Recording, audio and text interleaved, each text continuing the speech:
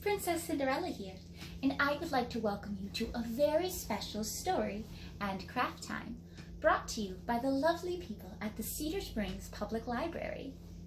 The very first story that I'd like to get started with is one that I bet a lot of you are already familiar with. It's the story of Cinderella, so it's my story. But this story might be a little bit different from some of the other versions you've heard before, because this story is told from my perspective. That means that I'm the one telling the story. So here we go. It's called I Am Cinderella. Hi, my name is Cinderella. Not so long ago, I lived with my stepmother and stepsisters. They made me work very hard. Now, they were not very kind to me, but just because they weren't nice doesn't mean that all stepsisters and stepmothers are cruel. I know lots of lovely stepmothers and stepsisters. Unfortunately, mine like to make me do all the chores. One day, an invitation arrived. The prince was having a ball.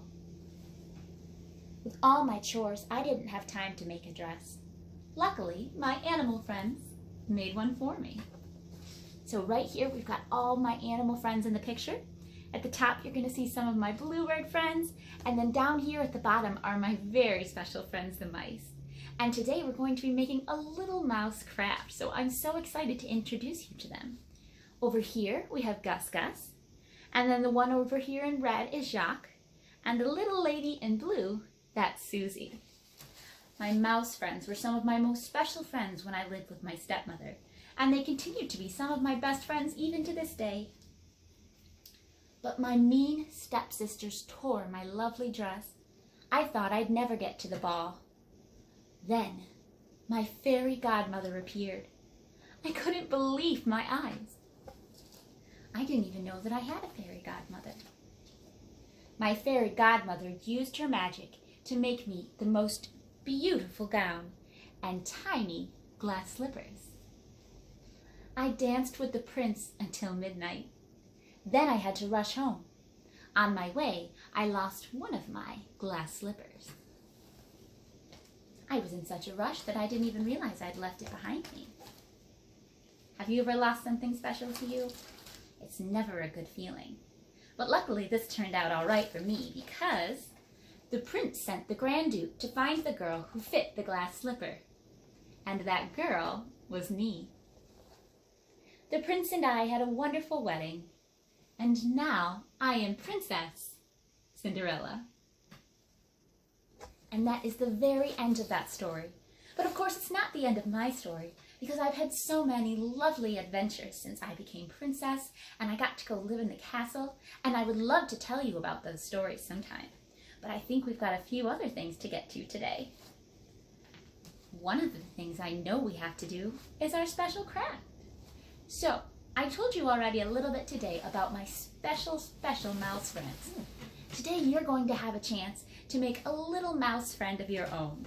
Now, they won't be the same as my mouse friends because they're not going to sing or talk to you, but it's going to look just like one of my special little friends. So, if you were able ahead of time to print out the craft page, you should have something that looks a little bit like this. Cinderella mouse craft. There's going to be 3 shapes on it. There's a big kind of teardrop shape and then 2 half circles. Those are the things that we're going to use to be making our mouse body. So for right now, all we need to do is start coloring. So I'm going to move over just a little bit so that I can make sure to get my craft table in here so you can see what I'm doing. And then we'll get started coloring. Now, I love all the colors. And I know most mice are probably white or gray or brown, but I think it might be kind of fun to make a mouse that is an exciting color. So, I think the mouse that I make today is going to be blue, just like my gown. So what I'm going to do is I'm just going to take my colored pencil and I'm just going to go ahead and color in all these and just color right inside of those lines inside the shapes. So this won't take very long, and I don't have to make it super neat because all I'm doing is adding a little bit of color for the mouse's fur. Now, one of my favorite things to do while I work is to sing. La da la da da la da da.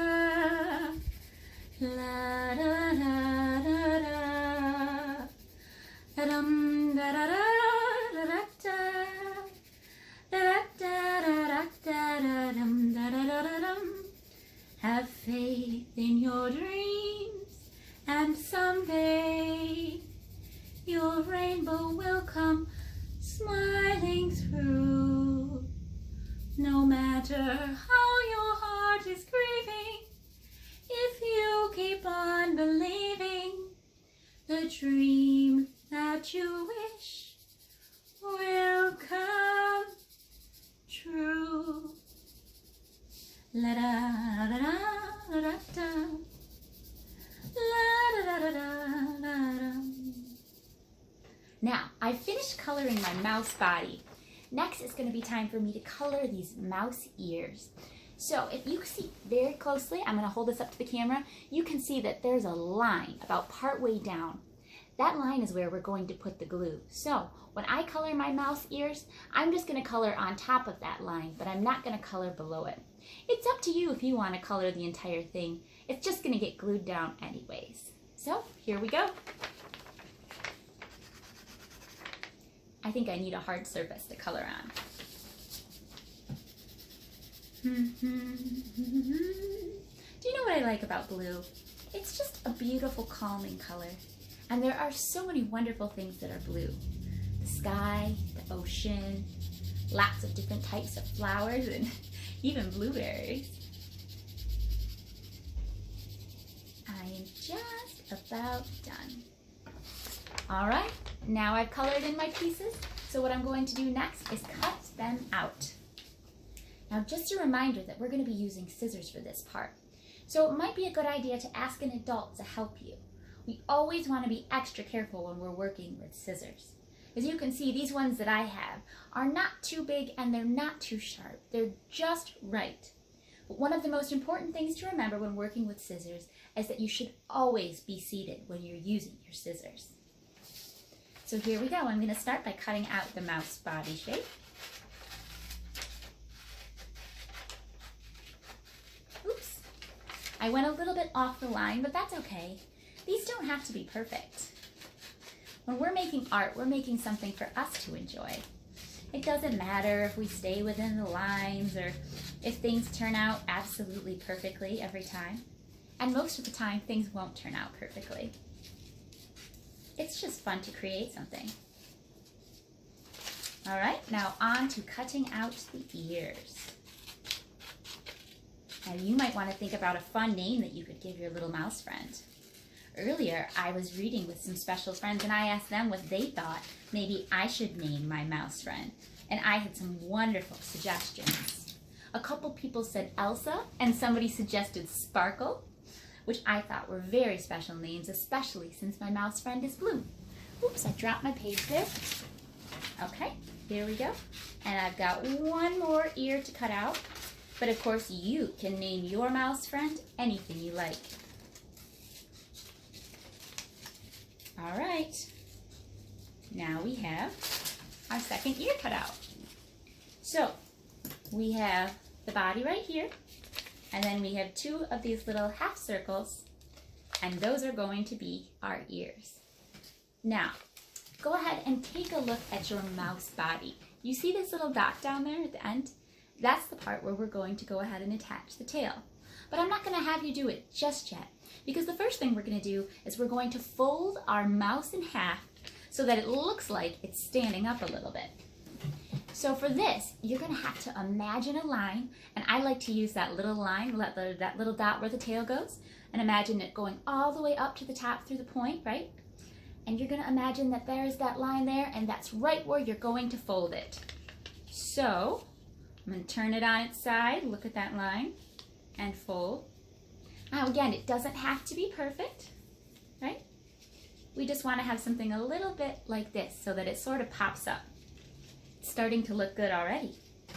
Now the next thing we want to do is we want to add a face to our mouse.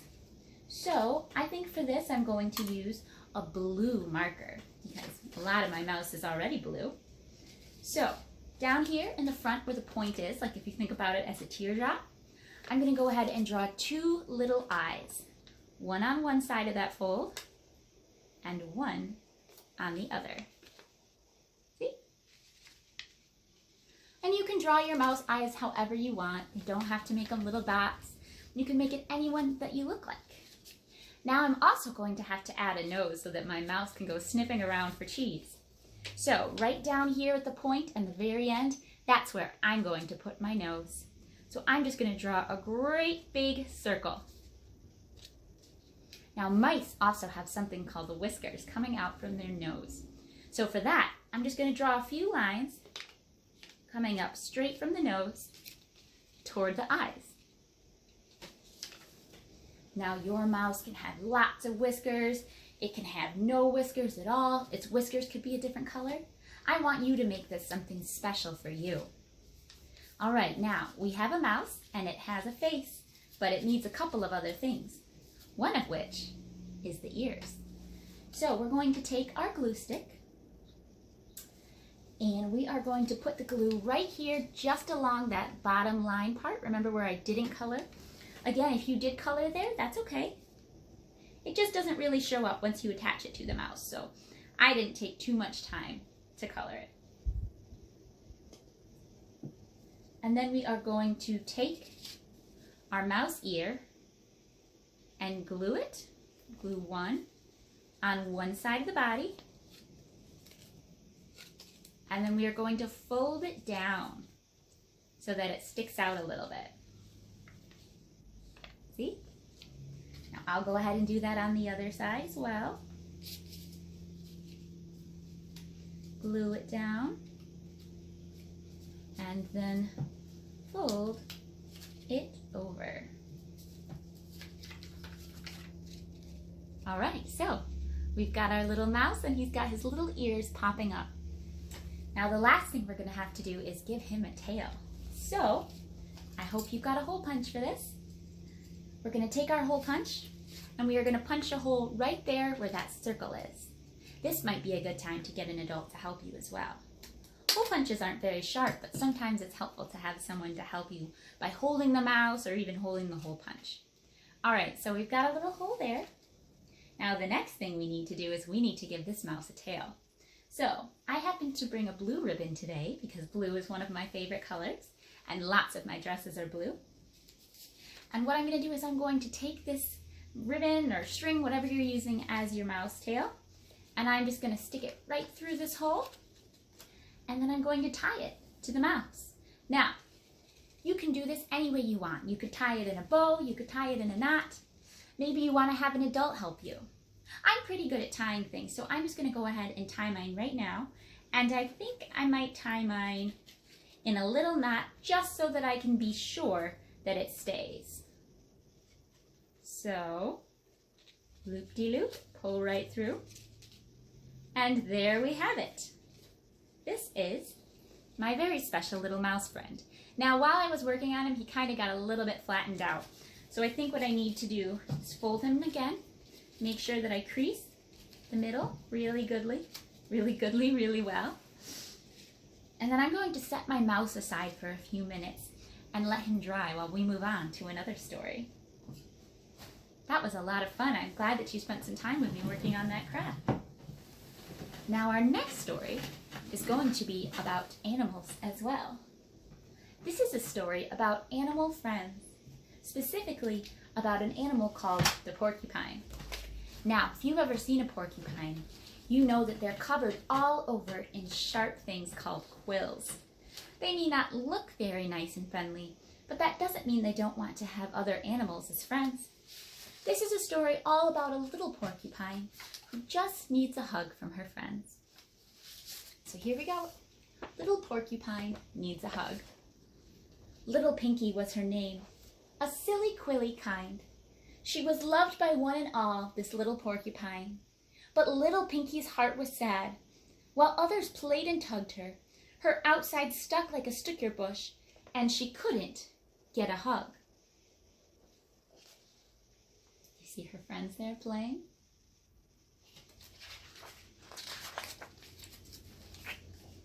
So sadly, she made all the arrows while playing Robin Hood. But little Pinky needed a special friend, like everybody should. Chris the Crow tried many things, but little Pinky's prickly quills kept hurting his little wings. Benny Bear was a very good friend. He had a tender heart. He tried to hug her now and then, but ouch, how it did smart. She tried so hard to understand just where she did belong. I hate the way I am, she said. I think I was made wrong. That's not a good feeling. Sometimes all of us feel like we don't belong. The wise old owl heard her cries and told little Pinky to dry her eyes. Have you met Toby Turtle? He said with a smile. I think you'd be friends in a very short while. Toby Turtle wouldn't mind her quills because of his hard shell. She asked Toby for a hug, and he answered that would be swell. Oh, what a happy ending. Remember this, please do. You are very special, so be happy being you. And that is the end of our story. Wasn't it nice that little Porcupine found a special friend to give her a hug? It's good to have friends. Speaking of, let's take a look at our little mice and see how they're doing. The glue might not be totally dry yet, but we do have an adorable little mouse friend. I think I might name this one Blueberry. Hello, Blueberry. It's so good to meet you. And it's so nice to have a new friend. Well, my friends, that's all the time that we have for today. I want to thank you so much for joining me for special story and craft time, and I would love to see you again. One last thing before I go. I know that some of you have been listening for a very, very special code word. So listen up. Today's code word is mermaid. Just like my friend Ariel. Thanks for joining us, and I hope you have the most wonderful and magical day. Bye-bye.